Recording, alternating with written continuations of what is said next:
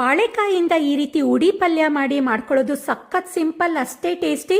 ಅನ್ನ ಸಾರಿನ ಜೊತೆ ನೆಂಚ್ಕೊಳ್ಳೋಕ್ಕೂ ಚೆನ್ನಾಗಿರತ್ತೆ. ಎಸ್ಪೆಷಲಿ ಮೊಸರನ್ನ ಜೊತೆ ತಿನ್ಲಿಕ್ಕೆ ಸಖತ್ ಟೇಸ್ಟಿ ಇರತ್ತೆ.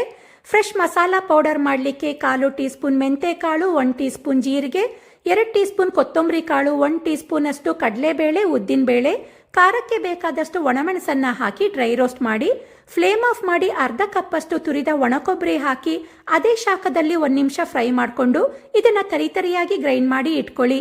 ಈಗ ಕಡಾಯಿಯಲ್ಲಿ ಎಣ್ಣೆ ಕಾಯಿಸಿ ಸಾಸಿವೆ, ಜೀರಿಗೆ, ಒಣಮೆಣಸು, ಕರಿಬೇವು ಹಾಕಿ ಫ್ರೈ ಮಾಡ್ಕೊಂಡ್ಮೇಲೆ ಇದಕ್ಕೆ ಹೆಚ್ಕೊಂಡ ಬಾಳೆಕಾಯಿ, ರುಚಿಗೆ ತಕ್ಕಷ್ಟು ಉಪ್ಪು, ಅರಿಶಿಣ ಹಾಕಿ ಎಣ್ಣೆಯಲ್ಲಿ 1 ನಿಮಿಷ ಬಾಡಿಸ್ಕೊಂಡು, ಬಾಳೆಕಾಯಿ ಬೇಯಲಿಕ್ಕೆ ಜಾಸ್ತಿ ನೀರು ಬೇಕಾಗಲ್ಲ, ಅದರಿಂದ ಸ್ವಲ್ಪ ನೀರನ್ನು ಚಿಮ್ಮಿಸಿ ಸಿಮ್ನಲ್ಲಿ ಫುಲ್ ಬೇಯಿಸ್ಕೊಂಡು ಮಸಾಲೆ ಪೌಡರ್ ಹಾಕಿ 1-2 ನಿಮಿಷ ಫ್ರೈ ಮಾಡಿದ್ರೆ ಬಾಳೆಕಾಯಿ ಉಡಿ ಪಲ್ಯ ರೆಡಿ ಆಗತ್ತೆ. ಖಂಡಿತ ಟ್ರೈ ಮಾಡಿ. ರೆಸಿಪಿ ಇಷ್ಟ ಆದರೆ ವಿಡಿಯೋಗೆ ಲೈಕ್ ಕೊಟ್ಟು ನನ್ನ ಪೇಜ್ನ ಫಾಲೋ ಮಾಡಿ.